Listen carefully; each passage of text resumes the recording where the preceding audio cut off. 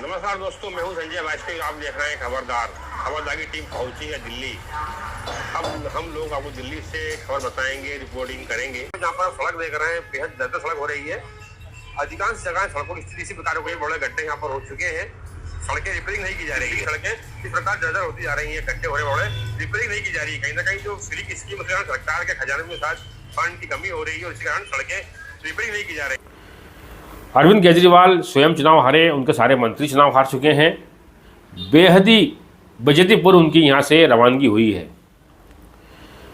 अमित शाह ने भाजपा की जीत के बाद कहा है कि दिल्ली को हम सर्वश्रेष्ठ राजधानी बनाएंगे, दिल्ली का विकास करेंगे। इस चुनाव के परिणाम से यह सिद्ध हो गया कि झूठ के बल पर ज़्यादा दिनों तक राज नहीं किया जा सकता। झूठ एक ना दिन उजागर होता है, और अरविंद केजरीवाल का जो झूठ था वह उजागर हुआ और जनता ने उन्हें बेइज्जतीपूर्वक सत्ता से बेदखल किया है। वहीं आपको एक और परिणाम बता दें, एक शिक्षाविद थे, शिक्षक अवध ओझा। वह भी खूब भाषणबाजी करते थे, समाज हित की बात करते थे, तमाम तरह ज्ञान फैलते थे, लेकिन उनके अंदर भी राजनीति का कीड़ा था। यह इस बार जाहिर हुआ जब उन्होंने आप पार्टी ज्वाइन कर चुनाव लड़ा, और वे बुरी तरह से चुनाव हार गए। एक भाषण देना, ज्ञान फैलाना अलग बात है, और ज़मीनी स्तर पर जाकर राजनीति करना एक अलग बात है। जनता ने उन्हें चुनाव हराकर वापस शिक्षा के अपनी क्लासरूम में भेज दिया है।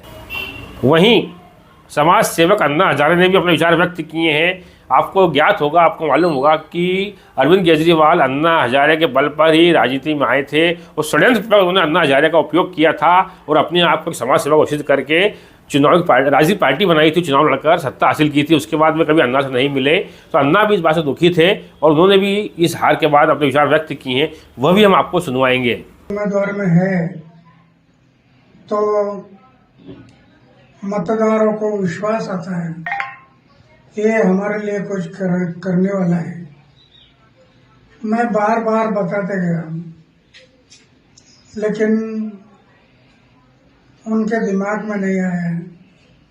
और आखिर शराब के बारे में उन्होंने एक मुद्दा उठाया कि शराब की दुकान, उसमें शराब की बात क्यों आ गई? पैसा, धन और दौलत इसमें बह गया।